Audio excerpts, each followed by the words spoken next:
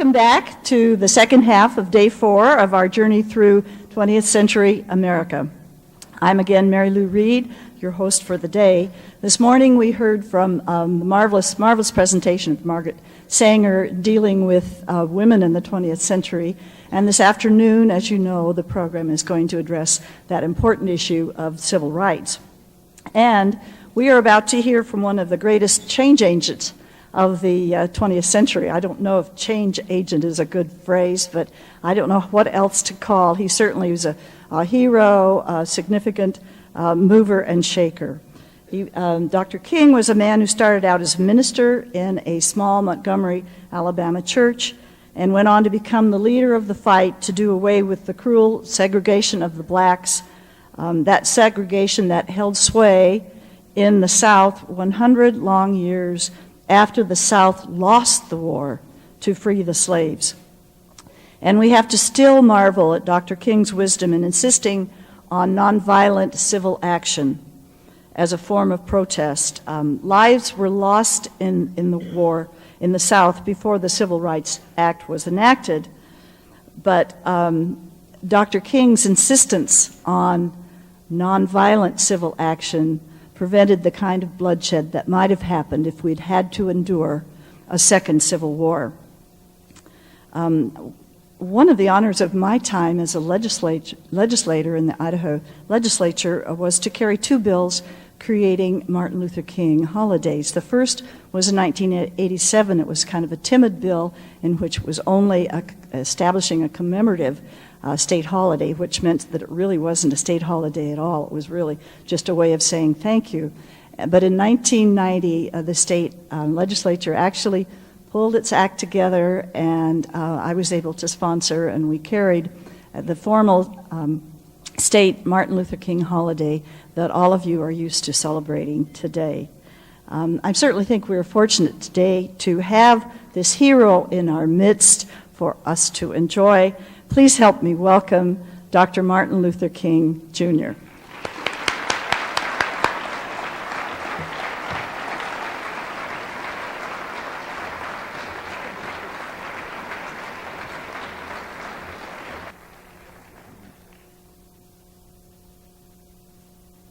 If I could help somebody as I pass along, if I could cheer somebody with a word or a song, if I could show somebody that is traveling wrong, then my living will not be in vain.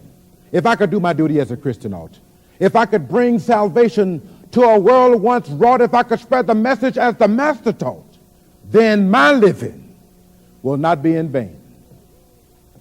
Thank you very kindly, Ms. Reeves, for that warm and generous introduction.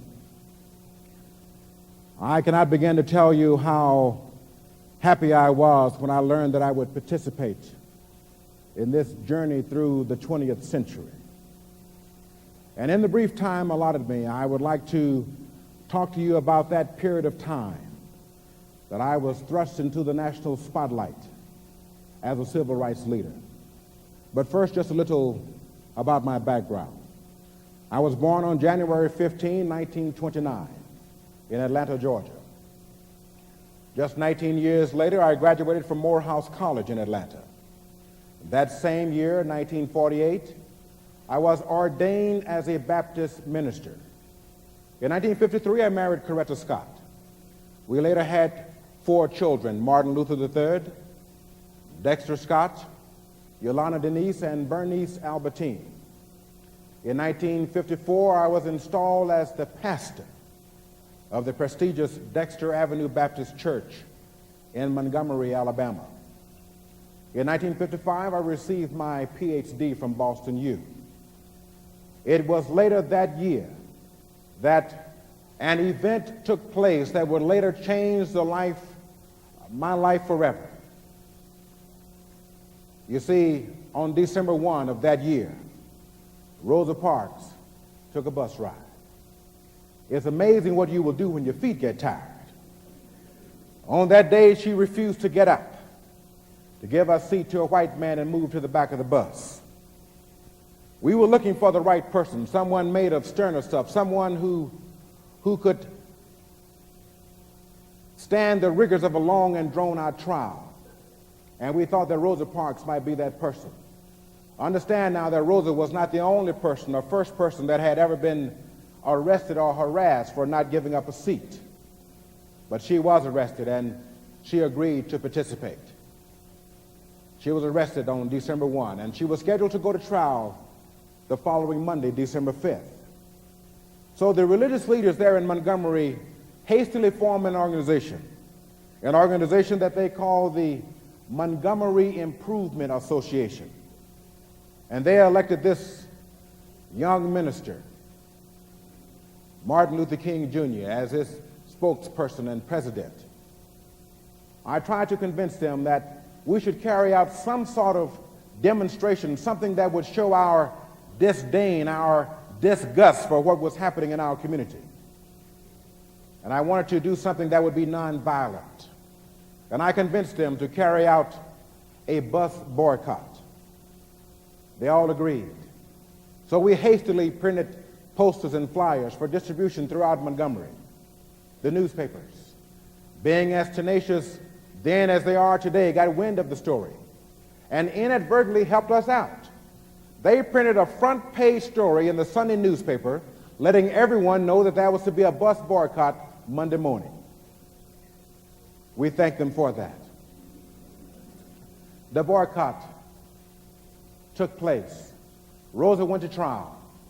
She was found guilty and fined $10. That conviction would later be appealed all the way to the U.S. Supreme Court. But the boycott was successful. Virtually 100% participation from the black community. More than 50,000 people refused to ride the buses that Monday. The boycott was so successful that we decided to carry on a while longer. And after about 10 or 15 days, the city leaders saw that this MIA meant business. So they took us to court. And they won an injunction stating that we had created an illegal transportation authority. We were denied the privilege of charging fares for our car pools and van pools that we had put together. We were charging the same amount of money that they would have paid had they been on the bus. Even the black-owned taxi drivers participated in the boycott, charging the same amount of money that you would have been charged had you been on the bus. But the city took us to court and won that injunction. But we wanted the boycott to continue. And so we did, on a voluntary contribution basis. But the monies coming in was not enough to sustain the transportation authority. So I set out across the country to raise money to help to pay for the gas and the upkeep and maintenance, the tires and oil and repairs for these various cars and vans that we were using to ferry the people across town. And while traveling with my wife Coretta and my companion, the Reverend Ralph David Abernathy, and his wife Juanita, we often found that we had to sleep in our car because we couldn't get a room in a hotel or motel. Once while traveling to an engagement by train, I was waiting in the waiting area, and the manager came to me and said, "I'm sorry, but you can't wait in here." I told him that there are laws already on the books which prohibit segregation in facilities which are engaged in interstate commerce, interstate travel. This argument continued until a train arrived. I was allowed then to pass through the station to catch my train. Once while traveling to an engagement by plane, just as today, if your plane is delayed for reasons beyond your control, the airline will often issue you a voucher for food or hotel or future travel. My plane was delayed. And all of my fellow travelers were given a voucher for dinner at the airport restaurant. We all went in, but when I got there, the manager said, "I'm sorry, but I can't take your voucher." So I entered into that same argument, saying that there are laws already on the books which prohibit segregation in facilities which are engaged in interstate commerce, interstate travel. He said, "That might be, but I'm the law here." I went hungry that night. But that situation and many others pointed up the fact that there were problems throughout the land, problems more than segregated buses. But the boycott continued. I was able to raise the tens of thousands of dollars that was necessary to carry on this boycott. The boycott which was designed to last for one day, went on for 381 days. It was on the 13th day of November that the U.S. Supreme Court ruled unanimously, upholding a lower court determination that segregation on buses was unconstitutional. That victory is what propelled me then into the national spotlight as a civil rights leader. Believing that a more comprehensive organization would have a greater impact on civil rights, I, along with about 60 other persons, most of which were black ministers, then formed the Southern Christian Leadership Conference. For some reason, they thought that I should be their president, and they elected me unanimously as its president. That then became the basis of my operation. I then traveled throughout the country delivering my speeches on civil rights.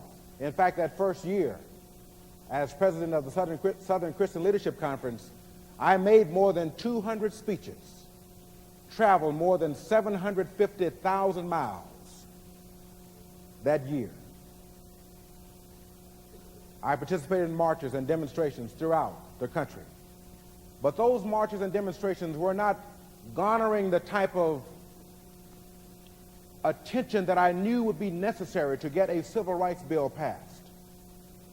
So working with the NAACP, the Southern Christian Leadership Conference decided to have a march on Washington.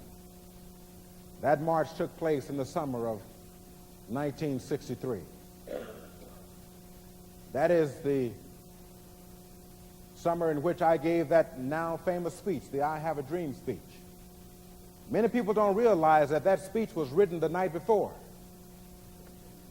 I was engaged in the details of that march on Washington. I didn't have very much time to pull my speech together, and I'm sure many of you as students can recognize, can relate to waiting until the last night to get your papers ready. But I was involved in the details of that march on Washington, and I didn't have time to put my speech together. So I got home around midnight to my hotel, and I began to pen my speech. And as I would write, I would occasionally take the paper and wad it up and throw it away. And my wife, Coretta, was watching this, and she said after a while, "Martin, what are you doing?" I said, "Well, as you know, we've limited the speakers to 5 to 7 minutes. I can't get my speech down to 7 minutes." She says, "No, Martin, they're coming to hear you. Don't worry about the length of your speech." So I then penned what is now known as the I Have a Dream speech. And I would like to give you a portion now of that speech, a speech which outlined the past, the present, and the future. Standing on the steps of the Lincoln Memorial, speaking to a crowd that numbered more than 250,000 people of various race, creeds, and colors, I said, "I am happy to join with you today in what will go down in history as the greatest demonstration for freedom in the history of our nation. 50 years ago, a great American in whose symbolic shadow we stand today signed the Emancipation Proclamation. This momentous decree came as a great beacon light of hope to millions of Negro slaves who had been seared in the flames of withering injustice. It came as a joyous daybreak to end the long night of their captivity. But 100 years later, the Negro still is not free. 100 years later, the life of the Negro is still sadly crippled by the manacles of segregation and the chains of discrimination. 100 years later, the Negro lives on a lonely island of poverty in the midst of a vast ocean of material prosperity. 100 years later, the Negro is still languished in the corners of American society and finds himself in exile in his own land. And so we've come here today to dramatize our shameful condition. In a sense, we've come to our nation's capital to cash a check when the architects of our republic wrote the magnificent words of the Constitution and the Declaration of Independence, they were signing a promissory note to which every American was to fall heir. This note was a promise that all men, yes, black men as well as white men, would be guaranteed the unalienable rights of life, liberty, and the pursuit of happiness. It is obvious today that America has defaulted on this promissory note insofar as her citizens of color are concerned. Instead of honoring this sacred obligation, America has given the Negro people a bad check, a check which has come back marked insufficient funds. But we refuse to believe that the Bank of Justice is bankrupt. We refuse to believe that there are insufficient funds in the great vaults of opportunity of this nation. And so we've come to cash this check, a check that will give us upon demand the riches of freedom and the security of justice. We have also come to this hallowed spot to remind America of the fierce urgency of now. This is no time to engage in the luxury of cooling off or to take the tranquilizing drug of gradualism. Now is the time to make real the promises of democracy. Now is the time to rise from the dark and desolate valley of segregation to the sunlit path of racial justice. Now is the time to lift our nation from the quicksands of racial injustice to the solid rock of brotherhood. Now is the time to make justice a reality for all of God's children. It would be fatal for the nation to overlook the urgency of the moment. This sweltering summer of the Negro's legitimate discontent will not pass until there is an invigorating ultim of freedom and equality. 1963 is not an end, but a beginning. And those who hoped that the Negro needed to blow off steam and will now be content will have a rude awakening if the nation returns to business as usual. There will be neither rest nor tranquility in America until the Negro is granted his citizenship rights. The whirlwinds of revolt will continue to shake the foundations of our nation until the bright day of justice emerges. But that is something that I must say to my people who stand on the warm threshold which leads into the palace of justice. In the process of gaining our rightful place, we must not be guilty of wrongful deeds. Let us not seek to satisfy our thirst for freedom by drinking from the cup of bitterness and hatred. We must forever conduct our struggle on the high plane of dignity and discipline. We must not allow our creative protest to degenerate into physical violence. Again and again, we must rise to the majestic heights of meeting physical force with soul force. The marvelous new militancy which has engulfed the Negro community must not lead us to a distrust of all white people. For many of our white brothers, as evidenced by their presence here today, have come to realize that their destiny is tied up with our destiny. And they have come to realize that their freedom is inextricably bound to our freedom. We cannot walk alone. But as we walk, we must make the pledge that we shall always march ahead. We cannot turn back. There are those who are asking the devotees of civil rights, when will you be satisfied? We can never be satisfied as long as a Negro is the victim of the unspeakable horrors of police brutality. We can never be satisfied. As long as our bodies are heavy with the fatigue of travel, cannot gain lodging in the motels of the highways and the hotels of the cities. We cannot be satisfied. As long as a Negro's basic mobility is from a smaller ghetto to a larger one. We can never be satisfied. As long as our children are stripped of their selfhood and robbed of their dignity by a sign stating for whites only. We cannot be satisfied.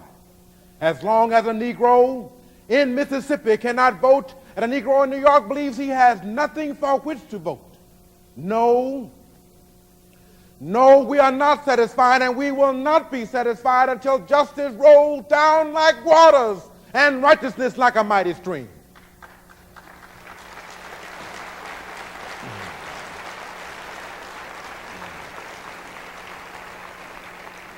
I am not unmindful that some of you have come here out of great trials and tribulations. Some of you have come fresh from narrow jail cells. Some of you have come from areas where your quest for freedom have left you battered by the storms of persecution and staggered by the winds of police brutality. You have been the veterans of creative suffering. Continue to work with the faith that unearned suffering is redemptive. Go back to Mississippi. Go back to Alabama. Go back to South Carolina. Go back to Georgia. Go back to Louisiana. Go back to the slums and ghettos of our northern cities, knowing that somehow this situation can and will be changed. Let us not wallow in the valley of despair.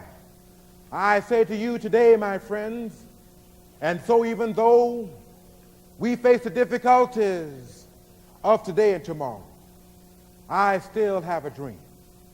It is a dream deeply rooted in the American dream. I have a dream that one day this nation will rise up, live out the true meaning of its creed. We hold these truths to be self-evident that all men are created equal. I have a dream that one day on the red hills of Georgia, sons of former slaves and sons of former slave owners will be able to sit down together at the table of brotherhood. I have a dream that one day, even the state of Mississippi, a state sweltering with the heat of injustice, sweltering with the heat of oppression, will be transformed into an oasis of freedom and justice. I have a dream that my 4 little children will one day live in a nation where they will not be judged by the color of their skin, but by the content of their character. I have a dream today.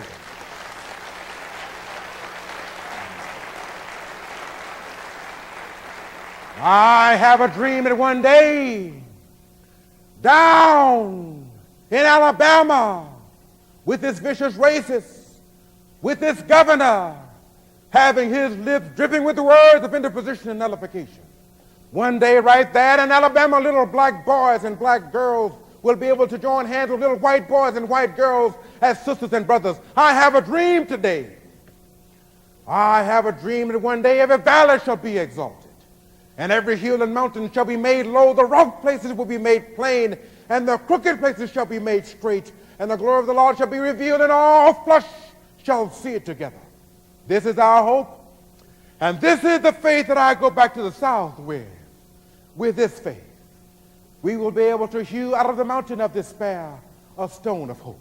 With this faith, we will be able to transform the jangling discords of our nation into a beautiful symphony of brotherhood.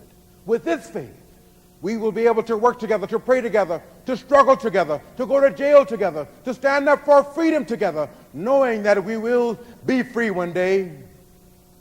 This will be the day. This will be the day when all of God's children will be able to sing with new meaning, "My country, tears of thee. Sweet land of liberty, of thee I sing. Land where my fathers died, land of the pilgrim's pride. From every mountainside let freedom ring, and if America is to be a great nation, this must become true. So let freedom ring. From the prodigious hilltops of New Hampshire, let freedom ring. From the mighty mountains of New York, let freedom ring. From the hiking Alleghenies of Pennsylvania, let freedom ring. From the snow-capped Rockies of Colorado, let freedom ring. From the curvaceous slopes of California. But not only that, let freedom ring from Stone Mountain of Georgia. Let freedom ring from Lookout Mountain of Tennessee. Let freedom ring from every hill and molehill of Mississippi. From every mountainside, let freedom ring. And when this happens, when we allow freedom ring, and when we let it ring from every village and every hamlet, from every state and every city, we will be able to speed up that day when all of God's children, black men and white men, Jews and Gentiles, Protestants and Catholics, will be able to join hands and sing in the words of the old Negro spiritual, "Free at last, free at last. Thank God Almighty, we're free at last."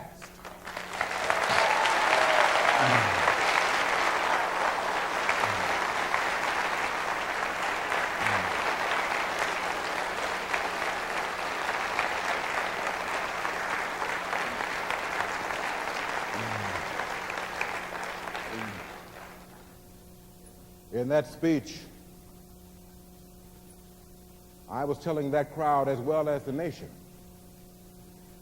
that if you believe that just because we've had this successful march that we're going to be satisfied, well, you've got another thing coming. A civil rights bill had not been passed. I had been working with President Kennedy toward the passage of a civil rights bill.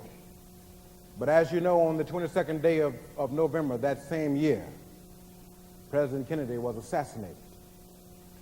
President Lyndon Johnson, working in the memory of President Kennedy, pushed for and got the passage of the civil rights bill in the summer of 1964. And I was invited to Washington to witness the signing of that civil rights bill. That was yet another hurdle that we had to get over.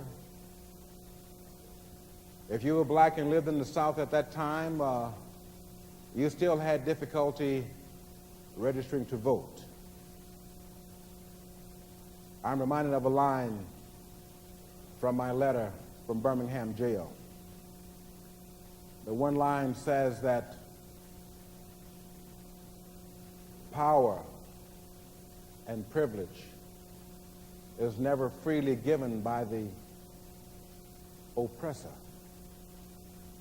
It must be demanded by the oppressed. We had another hurdle to cross. Many blacks, when they went to register, they were given a test or they had to pay a fee, a poll tax, in order to register. Since we're on the campus of this very prestigious university, college, I would like to, at this time, administer the actual test that was given many blacks to see if they qualify to register to vote. By the way, you won't need paper or pencil, and since we have such a crowd, I'll just ask for one volunteer. This is the actual test. Recite the Constitution.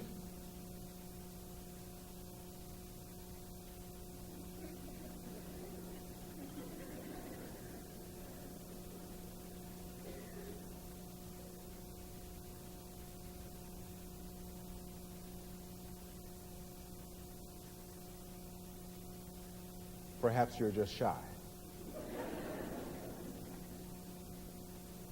Knowing that that was the test, many blacks learned the Constitution and would recite it when requested. Those given the test didn't know it. They had to try to find some papers to follow along. Many of them couldn't even read. And even if you did recite the Constitution, they would say things like, well, you missed a word.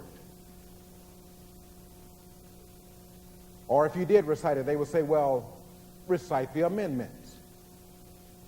Something, anything to keep you from registering to vote. And when you did register, there were other consequences to your actions. You would lose your job. Your employer would find some reason to fire you. Sometimes they wouldn't find any reason. You would just be fired. You know, today, if you have a loan or a bill of some sort, you have a grace period for paying that note. At that time, we didn't have grace periods. If your note was due on the 24th of the month, if you don't pay it by the 24th, if you're one day late, your loan could be called.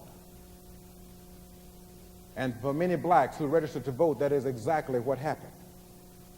How many of you today could pay off your visa tomorrow if the loan was called today? How many of you could pay off your student loan tomorrow if the loan was called today? But that was the dilemma that many faced by simply registering to vote. We carried out many marches and demonstrations to have all those obstacles removed. The largest of which of the rallies took place down in Selma, Alabama in the summer of 1965. The march from Selma to Birmingham. Very tragic Sunday, crossing the Pettus Bridge. Many people were injured. 3 were killed. We were trying to exercise our right. And today, it pains me to no end, to see the number of people who don't vote, knowing what we went through to gain that right. Many people actually lost their lives to gain the right to vote. Guess who had the worst voting record today? College students. Only 1 in 5, at best 1 in 4 college students vote. And there's a reason for that. The candidates don't address the issues that college students are concerned about. And the reason they don't address the issues that college students are concerned about is because they don't vote. You can change that. When I was growing up throughout the South, that's where most of the rallies took place. Every presidential candidate went to the college campuses because that's where the support was. That's who did the legwork. That's who passed out the campaign posters and flyers and bumper stickers, college students. And they addressed the issues that we were concerned about. But we pressed on, and we got that right. As I said, the Voters' Rights Act was passed in the summer of 1965. And for my efforts and for my activity, I received numerous threats.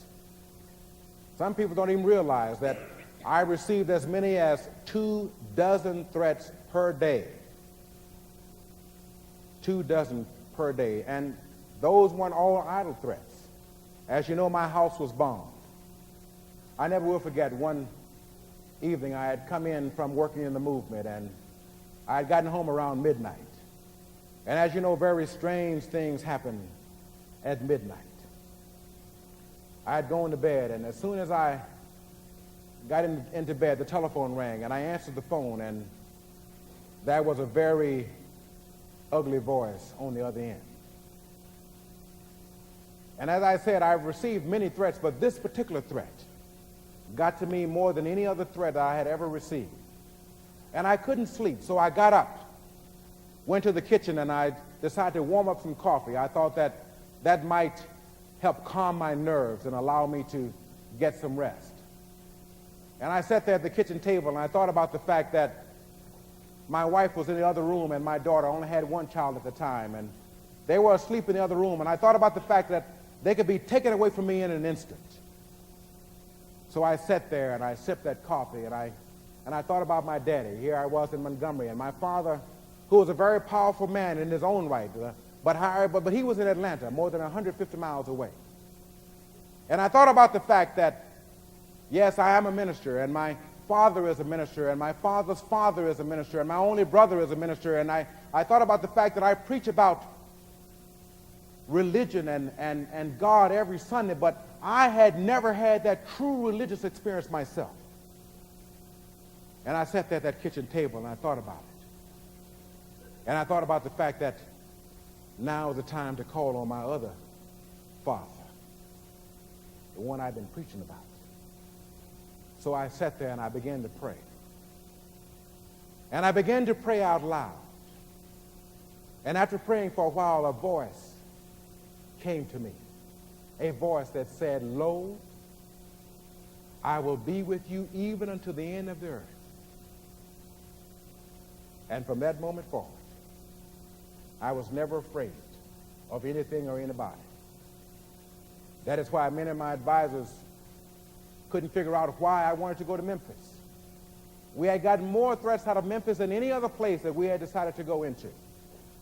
And all of them kept telling me, "Martin, let's not go to Memphis. We can't go to Memphis. We're getting threats after threats after threats." But I knew that I had to go. I opened my presentation with the words from one of my favorite songs, "If I Could Help Somebody."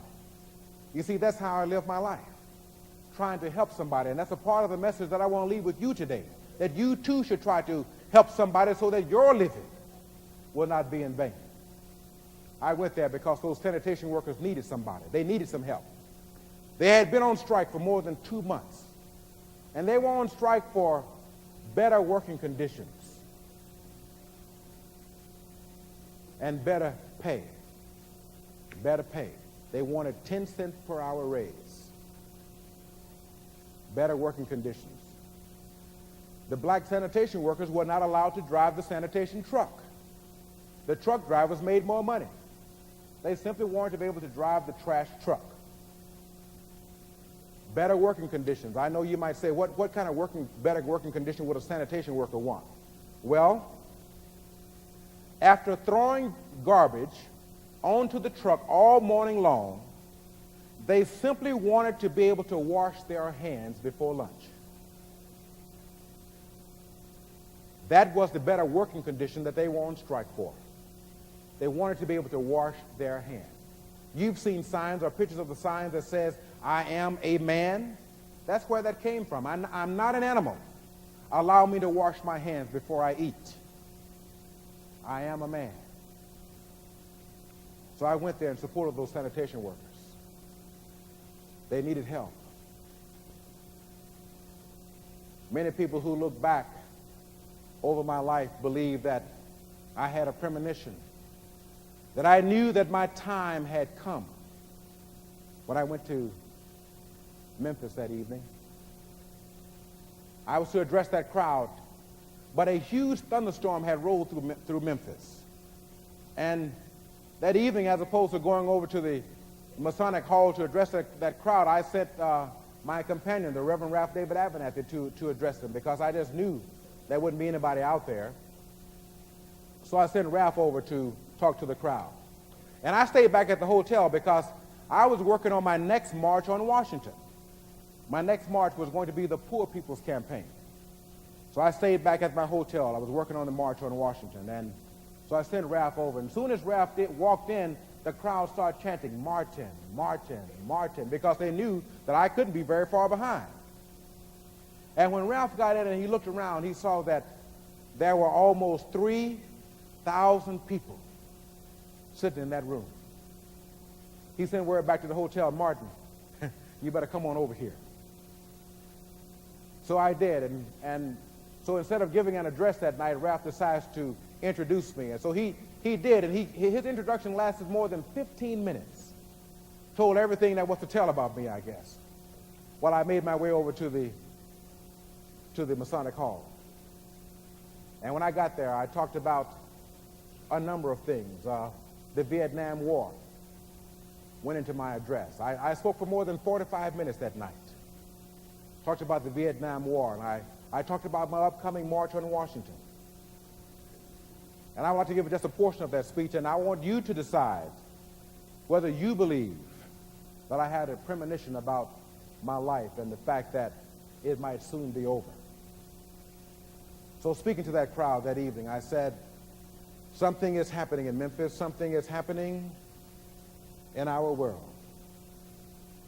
And you know, if I was standing at the beginning of time with the possibility of taking a kind of general and panoramic view of the whole of human history up until now,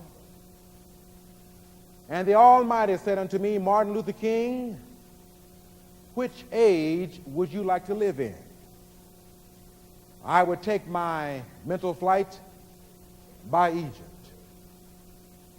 And I would watch God's children in their magnificent trek across the Red Sea, through the wilderness, on toward the Promised Land. And in spite of its magnificence, I wouldn't stop there. I would go on by Greece and take my mind to Mount Olympus. And I would see Plato, Aristotle, Socrates, Euripides, and Aristophanes assembled around the Parthenon.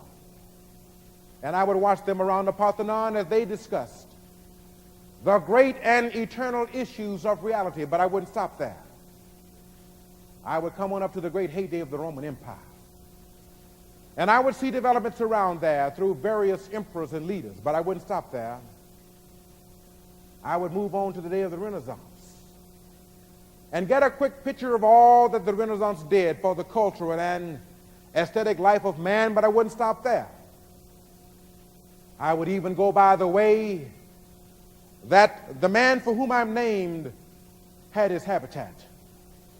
And I would watch Martin Luther as he tacks his 95 Theses on a door at the Church of Wittenberg, but I wouldn't stop there. I would come on up even to 1863 and watch a vacillating president by the name of Abraham Lincoln finally come to the conclusion that he had to sign the Emancipation Proclamation, but I wouldn't stop there. I would move on to the early 30s and see a man grappling with the problems of the bankruptcy of his nation and come with an eloquent cry that we have nothing to fear but fear itself, but I wouldn't stop there. Strangely enough, I would turn to the Almighty and say, if you allow me to live just a few years in the second half of the 20th century, I will be happy. Now, that's a strange statement to make because the world is all messed up. The nation is sick. Trouble is in the land, confusion all around. That's a strange statement. But I know somehow that only when it is dark enough can you see the stars. And I see God working in this period of the 20th century in a way that men in some strange way are responding. Something is happening in our world. The masses of people are rising up, and wherever they are assembled today, whether they are in Johannesburg, South Africa, or Nairobi, Kenya, or Accra, Ghana, New York City, Atlanta, Georgia, Jackson, Mississippi, or Memphis, Tennessee, the cry is always to say, we want to be free. Now, I'm just happy that God has allowed me to be here with you. I can remember when Mrs. King and I were first in Jerusalem. We rented a car and drove from Jerusalem down to Jericho. And as soon as we got on that road, I said to my wife, I can see why Jesus used this as a setting for his parables. It's a winding, meandering road. It's really conducive for ambushing. You start out in Jerusalem, which is about 1,200 feet above sea level. And by the time you get down to Jericho, 15 or 20 minutes later, you're about 2,200 feet below sea level. That's a dangerous road. In the days of Jesus, it came to be known as the bloody paths. And you know, it's possible that the priest and the Levite looked over that man on the ground and wondered if the robbers were still around. Or perhaps they thought the man on the ground was merely faking, that he was acting like he had been hurt and robbed in order to seize them over there, to lull them there for quick and easy seizure. And so the first question that the priest asked, the first question that the Levite asked was, if I stop to help this man, what will happen to me? But then the Good Samaritan came along, and he reversed the question. If I do not stop to help this man, what will happen to him? That's the question before you tonight. Not if I stop to help the sanitation workers, what will happen to my job? Not if I stop to help the sanitation workers, what will happen to all of the hours that I usually spend in my office every day and every week as a pastor? The question is not if I stop to help this man in need, what will happen to me? The question is, if I do not stop to help these sanitation workers, what will happen to them? That's the question before you tonight.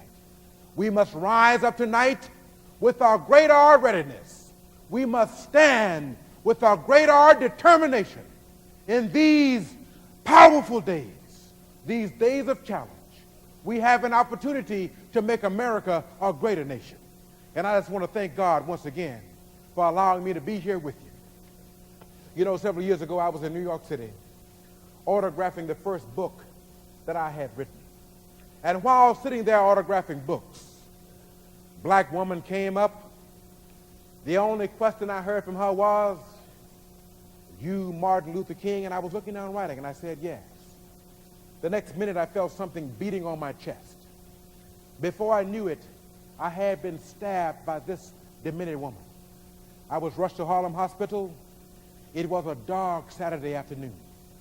That blade had gone through, and the x-rays revealed that the tip of the blade was on the edge of my aorta, the main artery. And once that's punctured, you're drowned in your own blood. That's the end of you. It came out in the New York Times the next morning that if I had merely sneezed, I would have died. Well, about 4 days later, they allowed me, after the operation, after my chest had been opened and the blade had been taken out, to move around in a wheelchair in the hospital. And they allowed me to read some of the mail that came in, and from all over the states in the world, kind letters came in. I read a few, but one of them I will never forget. I had received one from the president and the vice president, but I've forgotten what those telegrams said. I had received a visit and a letter from the governor of New York, but I've forgotten what that letter said. But there was another letter. It came from a little girl, a young girl, who was a student at the White Plains High School. And I looked at that letter, and I'll never forget it. It said simply, "Dear Dr. King, I am a 9th grade student at the White Plains High School." She said, "While it should not matter, I would like to mention that I'm a white girl. I read in the paper of your misfortune and of your suffering. And I read that if you had sneezed, you would have died. I'm simply writing you to say that I'm so happy that you didn't sneeze." And I want to say tonight, I too am happy that I didn't sneeze, because if I had sneezed, I wouldn't have been around here in 1960, when students all over the South started sitting in at lunch counters. And when they were sitting in, I knew they were really standing up for all that is good in the American dream. If I had sneezed, I wouldn't have been around here in 1961, when we decided to take a ride for freedom and ended segregation in interstate travel. If I had sneezed, I wouldn't have been around here in 1962, when Negroes in Albany, Georgia, decided to straighten their backs up. And whenever men and women straighten their backs up, they are going somewhere, because a man can't ride your back unless it is bent. If I had sneezed, I wouldn't have been around here in 1963, when black people of Birmingham, Alabama, aroused the conscience of this nation and brought into being the Civil Rights Bill. If I had sneezed, I wouldn't have had a chance later that year in August to try to tell America about a dream that I had had.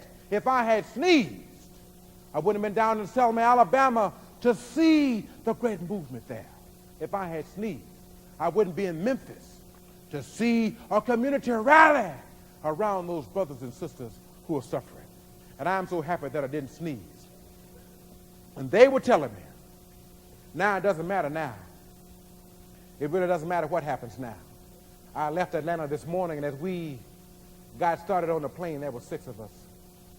The pilot said over the public address system, "We're sorry for the delay, but we have Dr. Martin Luther King on the plane. And to be sure that all of the bags were checked, and to be sure that nothing would be wrong on the plane, we had to check out everything carefully, and we've had the plane protected and guarded all night." And then I got into Memphis, and some began to say the threats, or talk about the threats that were out, of what would happen to me from some of our sick white brothers.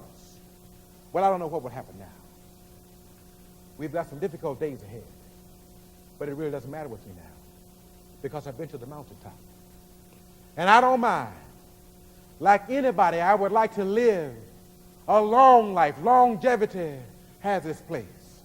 But I'm not concerned about that now. I just want to do God's will. And He's allowed me to go up to the mountain. And I've looked over, and I've seen the promised land. I may not get there with you, but I want you to know tonight that we as a people will get to the promised land. And so I'm happy tonight. I'm not worried about anything. I'm not fearing any man. Mine eyes have seen the glory of the coming of the Lord.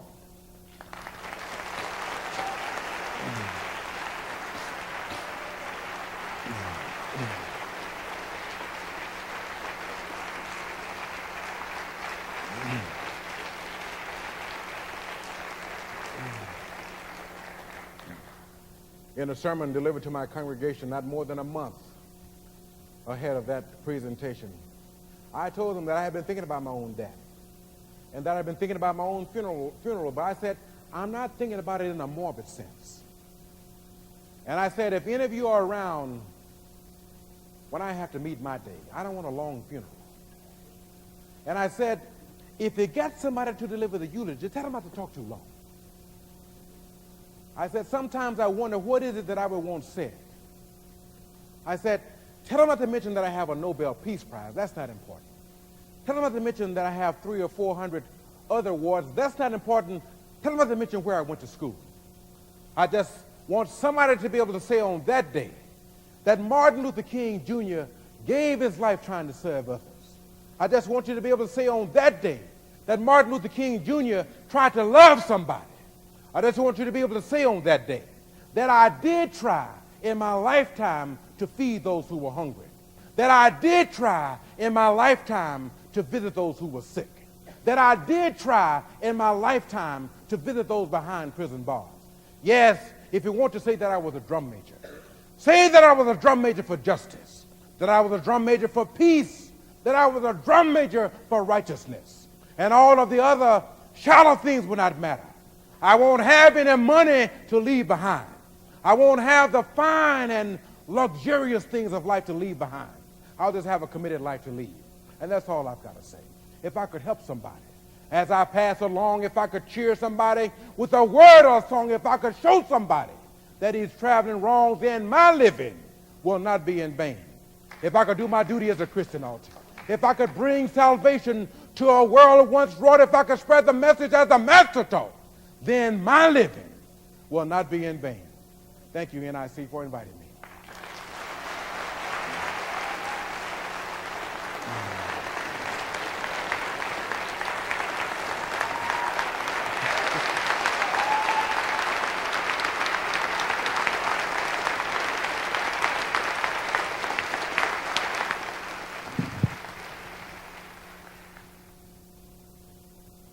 Very, very, very much.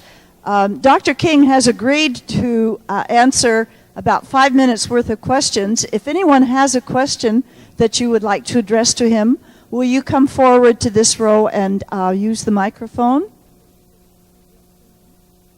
Personal relationship with your wife.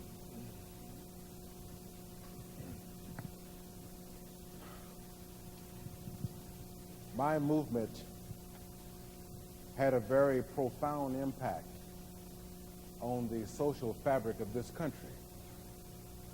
I had a lot of enemies, some very powerful, one of which was Mr. Hoover, Herbert Hoover, who often planted negative stories in the media about my activities,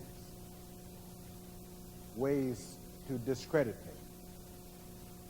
So I could go on and on recounting many instances where this happened. However, I think if you were to study the history of the movement, you will find that there were people planted within the organization, people who were very close to me, people who were members of the various organizations that I belonged to, that were paid informants. And those persons brought information to Mr. Hoover, who, of course, took the information and twisted it for his own benefit. My social life and my married life, my life with the civil rights movement were two different things, and my married life was a very happy life with that and my 4 children. It was very, when I was at home with the 4 kids, those were some of the happiest days of my life. And if you were to talk to my children today, they would tell you that Daddy King, the father, was nothing like the person who was portrayed in the media. So there were 2 sides to my life, and to the dismay of Coretta. When I was home, we often tore up the house because we played around, we horsed around, and one of the favorite games of the kids was to play horsey. They would ride on my back all over the house, and we would tear things up. But no, there were 2 different lives, and that of my real life and the life that Herbert Hoover wanted people to believe. Thank you, Dr. King. Next question. Reverend King, can you mention briefly how the great nationalist Mahatma Gandhi affected your beliefs and your approach to nonviolent change in our country? Yes, that was perhaps Gandhi perhaps had the greatest impact on my life as far as the movement was concerned. Nonviolence became a way of life, because I don't know whether you can remember a speech that I made specifically on this subject, where I pointed out the fact that if all of us left this auditorium right now and went downtown and started breaking windows and turning over cars and started burning buildings, that the governor and the mayor and the sheriff would have every right to do whatever was necessary to put us down. But if we marched downtown peacefully, not breaking any laws, what could the governor do? And that was the approach that we adopted, and if you look back over the history, you will find that it became very effective, and in fact, it's still being used today by many groups. I'm afraid this has to be our last question. Reverend King, what is your word today, this minute, for this audience? To help somebody.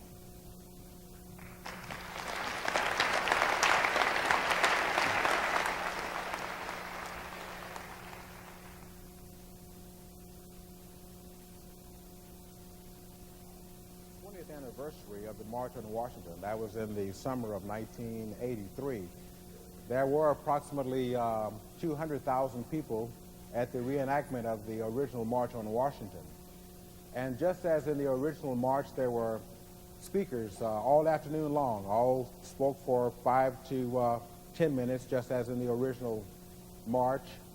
And there were politicians, civil rights leaders, congressmen, mayors, people of note, very outstanding speakers.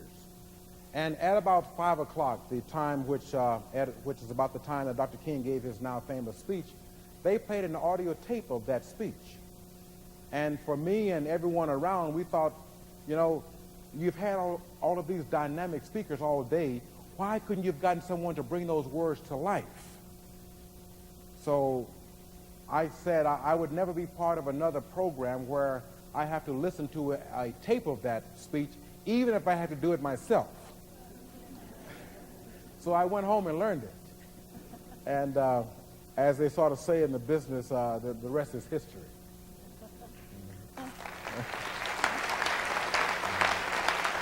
Well, we need to say our thanks to his real name is Jim Lucas. He's from Maryland. He flew with a difficult flight all the way across the country to be with us today, and he's very modest. Let me just read this one thing from President Clinton, who was prompted to call him after seeing his dramatic performance, and I quote, "the most authentic and exhilarating king that I have ever seen." Jim Lucas has also been guest speaker of the National Association for the Advancement of Colored People, and he's currently co-starring in the critically acclaimed play, which is called The Meeting, a powerful drama about the lives, philosophies, and times of Dr. Martin Luther King Jr. and Malcolm X. Thank you again for being with us. Thank you to the audience.